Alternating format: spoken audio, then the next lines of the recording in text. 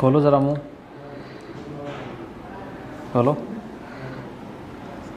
एक उंगली जा पा रही है, ज़्यादा नहीं जा पा रहा ना। हाँ। कम से कम 3 उंगली होना चाहिए। रोटी खाती छोटी छोटी टुकड़ा तोड़ना पड़ता है। ओपन करो ज़रा, ये ज़्यादा कर रहा है ना। खोलो ज़रा, छोड़ो, फिर से बंद करो, खोलो फिर से, ज़ोर से खोलो। कौन से दर्द कर रहा है? ये राइट वाला। ऐसे खुल रहा है जबड़ा, लॉक हो गया जबड़ा आपका। मसल को रिलीज़ कर देता हूँ पहले और फिर सेटिंग करेंगे। ढीला छोड़, कड़क मत छोड़। करो जो।